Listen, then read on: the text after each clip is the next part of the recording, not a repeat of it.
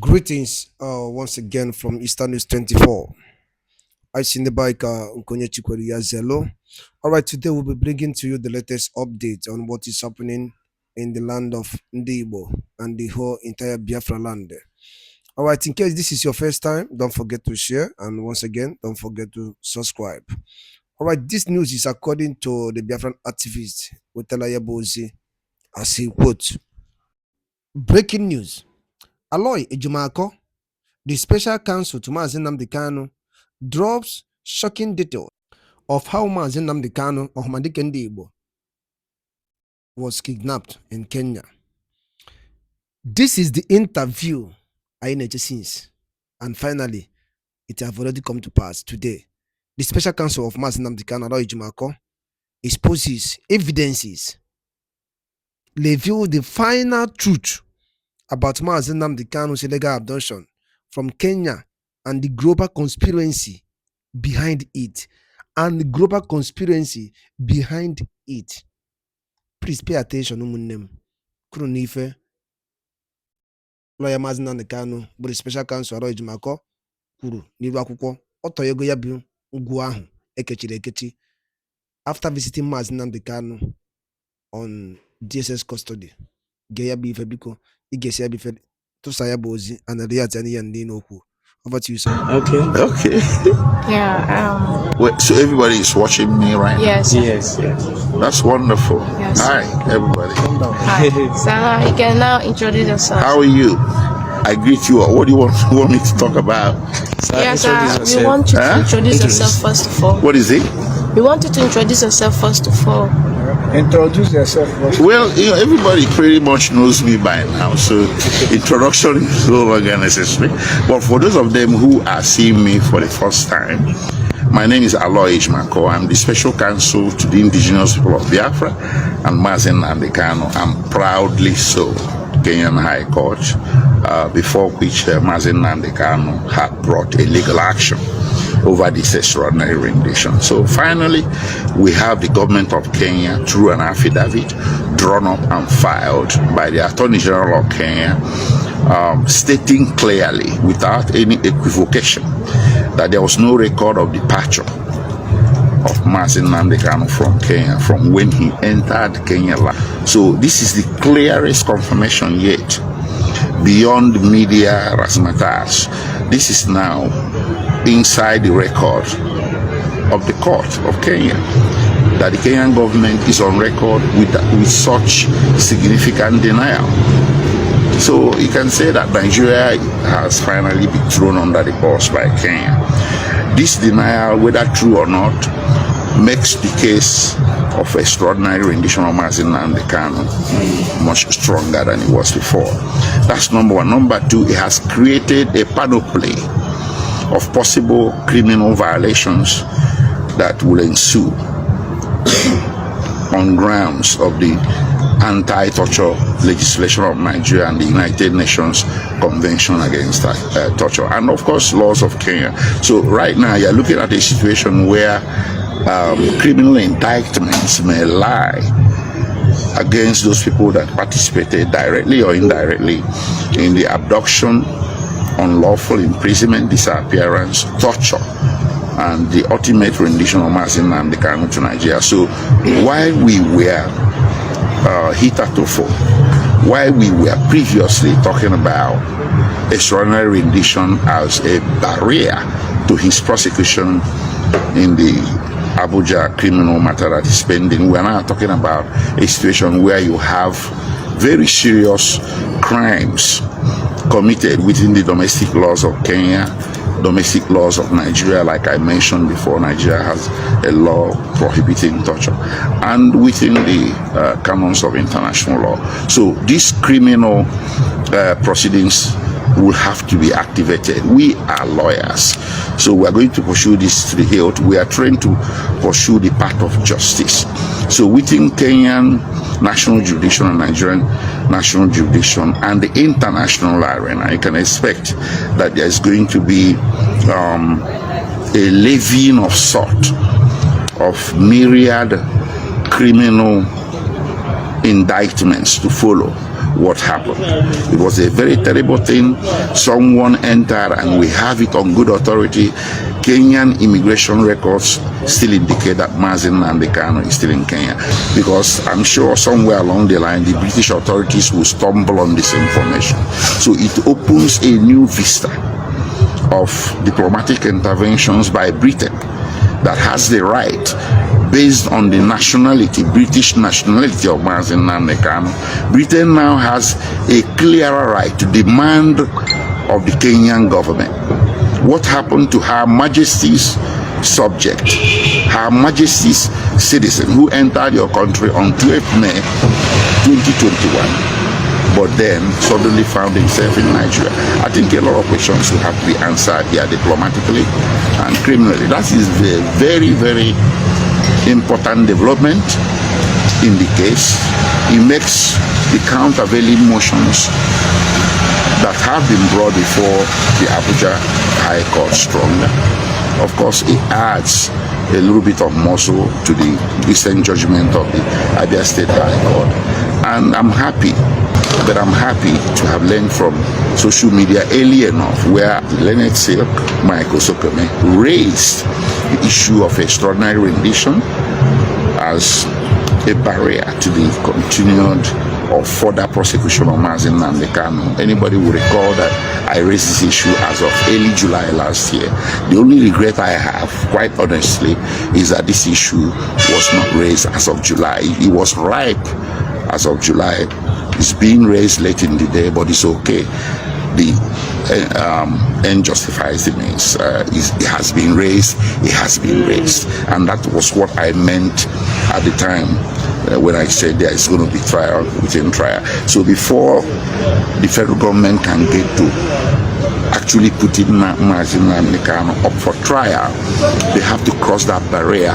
Telling the court that Nnamdi Kanu was intercepted is not enough. Interception is unknown to law as a mode of bringing a foreign fugitive suspect, or a fugitive suspect found in a foreign country, to the country of supposed or purported jurisdiction. There is nothing like interception known to either international law or municipal law.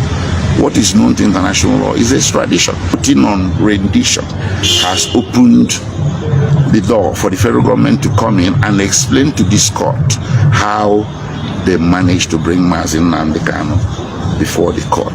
That barrier, that bridge has to be crossed before any trial, any proper trial can ensue. Thank you. All right, sir. With the current development coming from Kenya, do you think that the Kenyan government have escaped the consequences of the extradition of Nnamdi Kanu? Well, at least they are denying it on record. The court case in Kenya is making its way through the system, but it's a constitutional action, it's a civil action. But this very affidavit, this latest affidavit, has opened a new avenue for a new action that is going to be grounded on criminal violations. So if Nigeria went rogue, went into Kenya and violated the territorial integrity of Kenya, it's for Kenya to say clearly that that's what happened. But you see, it beats the imagination. It's quite unbelievable, incredible that one nation will go to another with a private jet, take someone and exit the international airport of that nation without any let or hindrance. That is very hard to believe. But the whole truth, I think, will only be unraveled if some kind of criminal investigation is open. The details of that, I cannot get into the details on camera. Okay, sir. Towards the next upcoming case of Nnamdi Kanu, do you think there is anything we can do, your legal team can do within these dates that the final ruling will be heard? Do you think there's any other application that should be filed in the courts on this latest criminal? Yes. Well, anyway, you see, we are always going back to the drawing board. Every new development leads to a rethinking of the strategies for defending him before the Abuja court. You raise a very important point. that will come into consideration.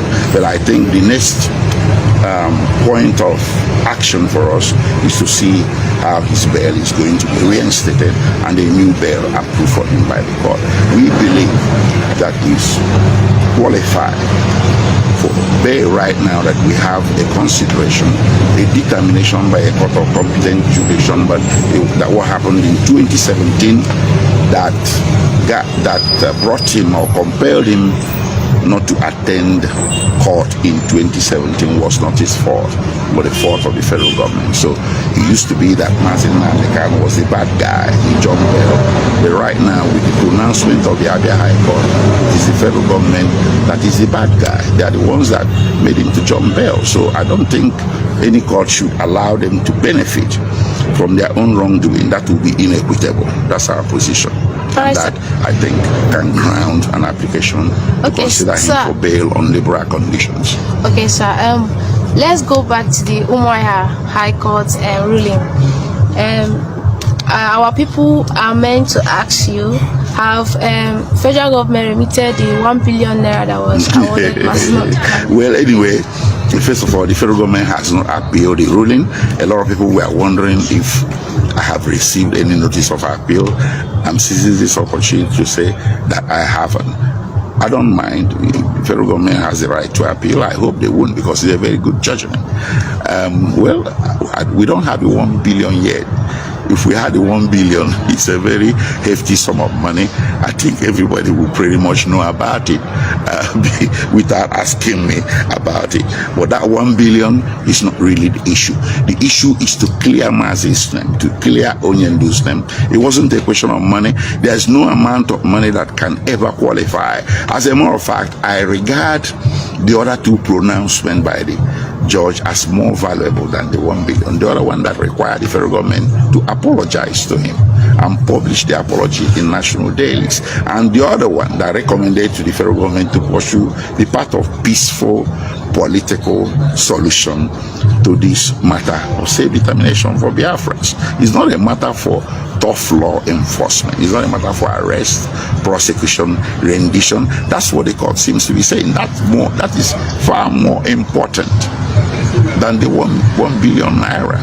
Nothing can ever compensate for the emotional trauma, psychological and physical damages that were brought upon this family and upon Mazi and his parents and the 28 people who lost their lives on that ill-fated day or ill-fated period of between 10 September to 14 September 2017. No amount of money can ever recompense or compensate or remedy the terrible situation that was created. I think the victory will lie in the federal government having a full policy somersault and telling itself, we have been wrong all along. What we need to do in this situation is to call everybody to the table and seek political solutions to this. That IPOB and members of IPOB and Nnamdi Kanu are not criminals, but people who are genuinely agitated about the injustices in the system, which can only be addressed through dialogue, not tough law enforcement tactics. Okay, so knowing fully well that millions of Biafrans hope on IPOB legacy, which you are part of, what are the encouraging words you would tell them at this point in time? Oh, well, what I can tell you is this. Listen, I came into the picture in late 2017.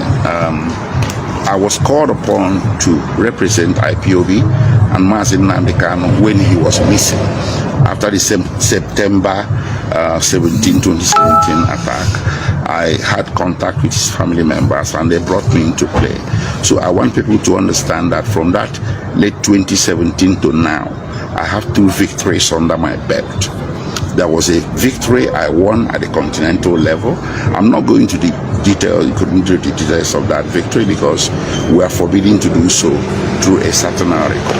That decision is a Continental decision and it's not supposed to be discussed in detail. That's one victory, and there's a lot of assurance in that very decision that affects backwards adversely. The declaration in Nigeria that IPOB is a terrorist group, and the proscription and everything that has happened to members of IPOB and Nnamdi Kanu since August 2015 was condemned by that decision. If that decision was implemented as we expected to the letter, Nnamdi Kanu would not be in detention right now. A lot of IPOB members wouldn't have been in detention. Those that died wouldn't have died. So I'm seizing this opportunity to call on the federal government. You are aware of the decision. A letter was written. The Attorney General is aware. The President is aware. The Foreign Minister is aware. I'm calling on you people to implement that decision, because Nigeria is a treaty member of the Continental body, the international body that took this decision.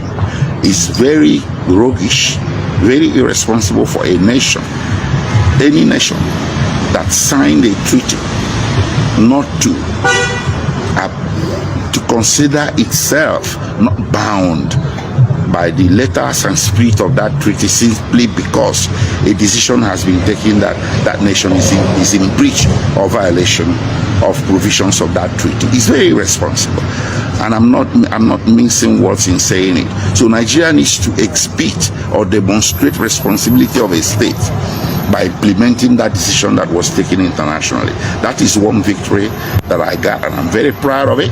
And I think members of IPOB need to be comforted that an international body listened to their cry and the gavel fell in their favor, that they won. Then the second one under my belt and under your belt, I dedicate everything to the members of IPOB, to Nnamdi Kanu, is the Abia decision of 19th January. That's the second victory. If Nnamdi Kanu did something wrong in 2017, why would a competent court turn around and say, no, he didn't do anything wrong? That is the federal government that did something wrong. So you have to think about that at individual levels, at your individual levels as members of IPOB. Of course, I will encourage you to be law-abiding. But what the system seems to be saying, the domestic court here, that domestic decision from Abia State and the one from the International Tribunal appear to be saying is that self-determination is not a crime. That is what it said, pure and simple. Because if Nnamdi Kanu was engaged in a criminal enterprise, the Abia High Court would not have agreed with the proposition that the federal government's controlled armed forces went to his house to terminate his life, to borrow the language of the court. So while I encourage members of IPOB to be law-abiding, I would not, as a lawyer in good conscience, encourage any member of IPOB, or in fact any Nigerian, to deny himself his fundamental human rights. You have a right to protest. You have the right to disagree with your government. You have the right to demand better governance. You have the right to hold the political opinion of self-determination. Self-determination is a political opinion, and Chapter 4 of the Nigerian Constitution protects political opinion. So I'm not going to be here to tell anybody to be a wimp and cowardly about his rights. As a lawyer, I will encourage you to be law-abiding, but don't sleep over your rights. Thank you. All right, thank you, sir. This is my ndị be anyị ngwadalụ dị nenu dịka unu si wee na-esola n'iru akwụkwọ n'ihe nke anyị na-eme na Eastern News 24. Ka efi were ikwu gbasịta maka ya bụ ife ndị a niile nọ n'iru akwụkwọ n'ụbọchị uhuruchi nke taa. Ka efi wee ikwu gbasịta maka ya bụ ife drọpụrụ ife iche n'ụdị nke gị ngwa nke mesịa na ụmụnne m.